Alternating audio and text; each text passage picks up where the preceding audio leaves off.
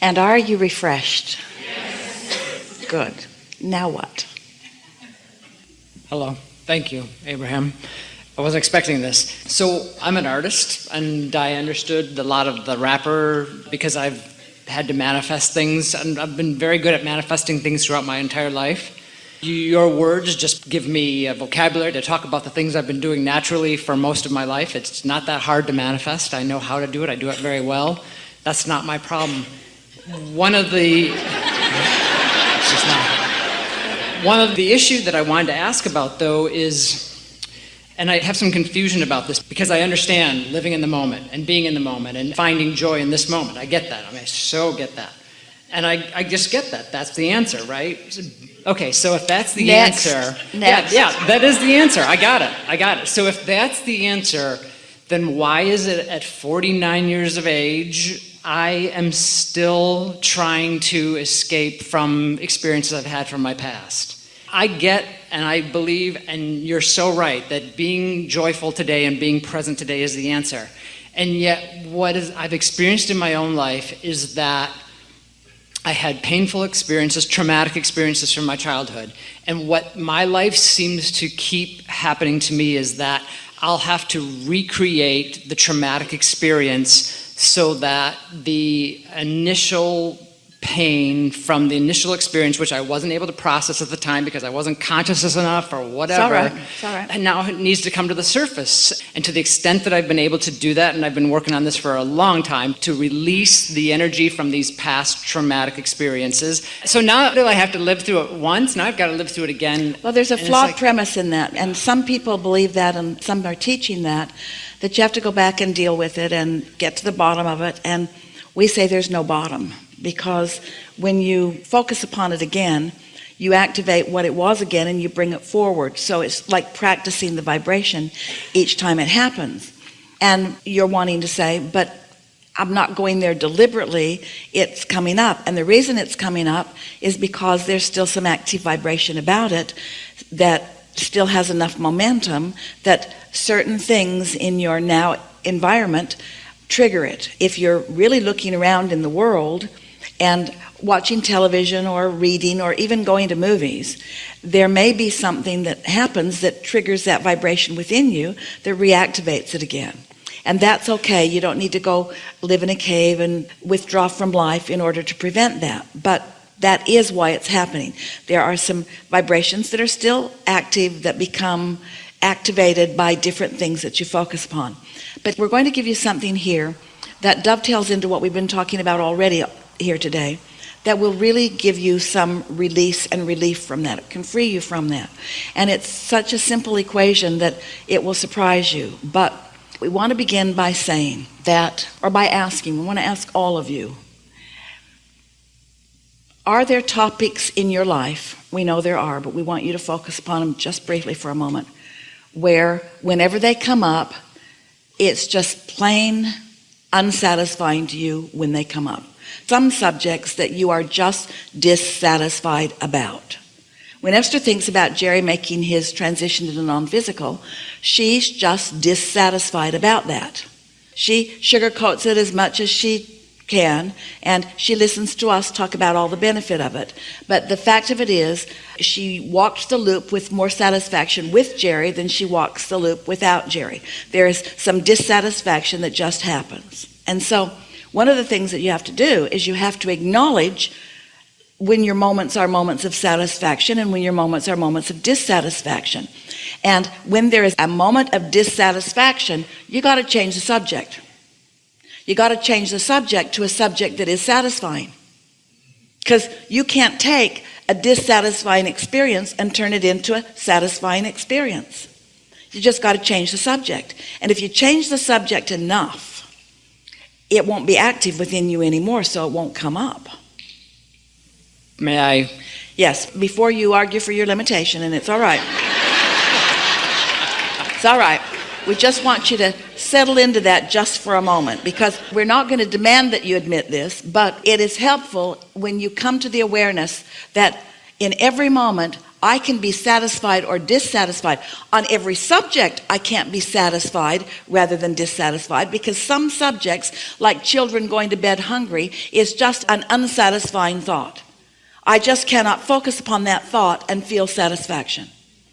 And to ask myself to do that is asking something that I cannot do. You just have to acknowledge that. But this moment does not have to be an unsatisfying moment, because you do have some choice in what you focus upon. Unless, of course, momentum has taken it to a place where you feel like you have no choice, which you can work your way out of that through meditation and appreciation and so on. And so? Well, so I'm at peace with the events that have happened in my life. They happen. No, you're not. This is what we would mean by at peace. I'm at peace or at rest, meaning that vibration has been deactivated because I've focused away from it long enough.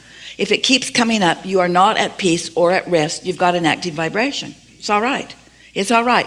It would be healthier, more beneficial for you to say, I've got a subject in my life, and whenever I focus upon it, I feel dissatisfaction, and well, I should. That was not a satisfying time of my life, but it was then, and this is now. And now I have this that I'm satisfied about, and this, and this, and oh, and that, and that, and that, and that, and that, and that, and that, and that, and that, and that, and that, and that, and that, and that, and that, and that, and that. And that, and that, and that, and that, and that, and that, and that, and that, and that, and that, and that. This is going to take a long time. And that, and that, and that, and that, and that. And with enough of that, day after day, which you will be more prone to with meditation, that old active vibration, there will be not enough time difference, because you have the ability to remember until the day you are no longer in this body things that happened in the first weeks of your experience. Memory is not about a storage cabinet or a file cabinet. It's about an active vibration. And so you will never outlive your capacity to remember something unwanted.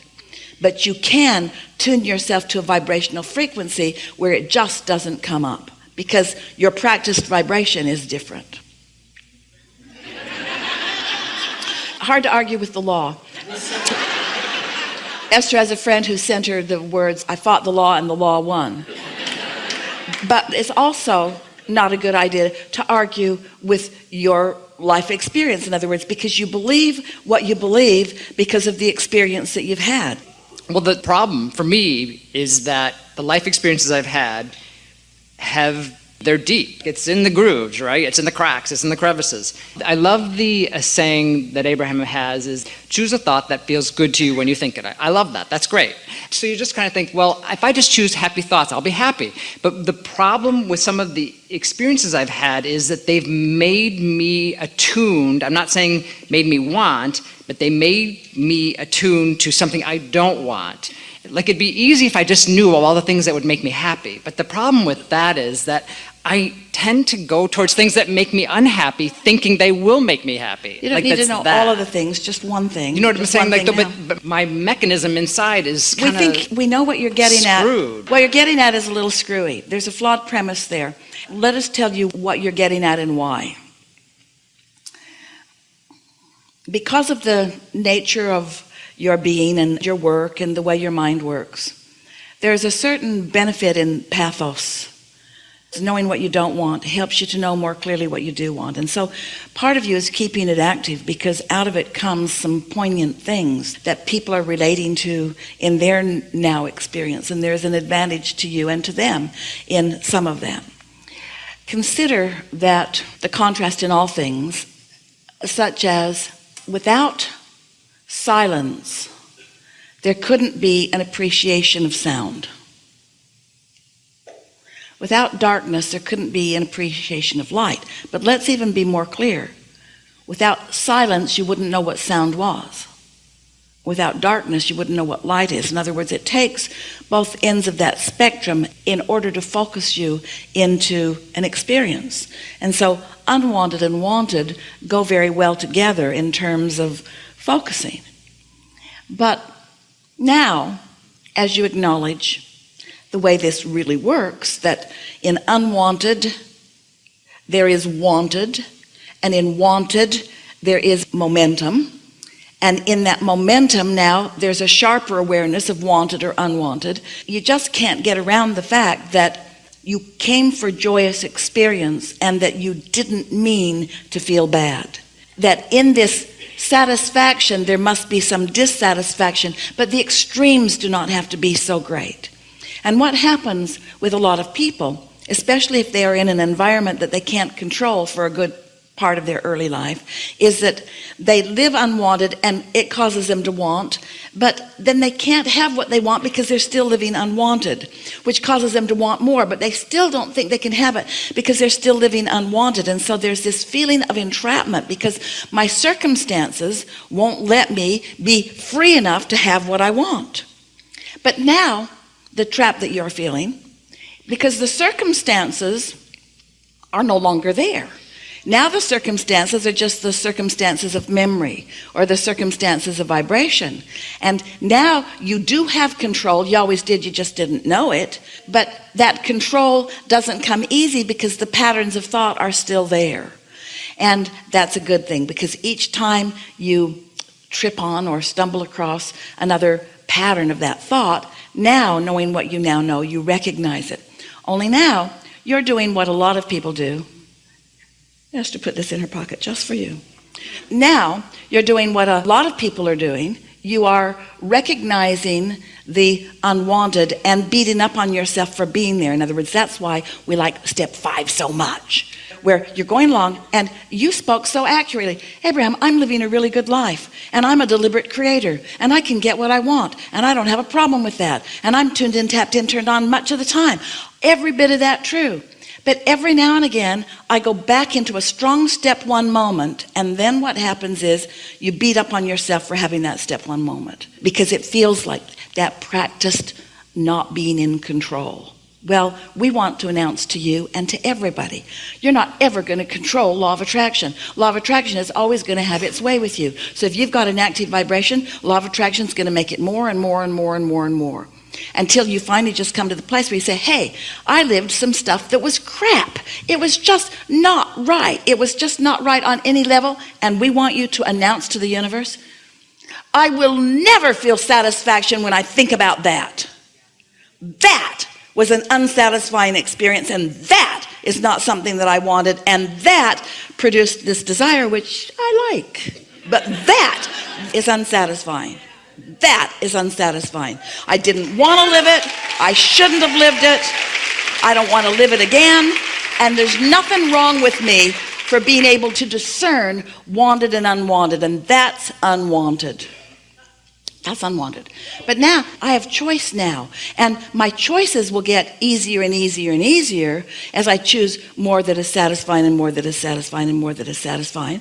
And the thing that is wonderful that you're not ready to receive, almost nobody would be under these conditions, there's going to be a time in your life that that's going to feel more satisfying to you because you'll know that this was produced out of that, and this is so fantastic.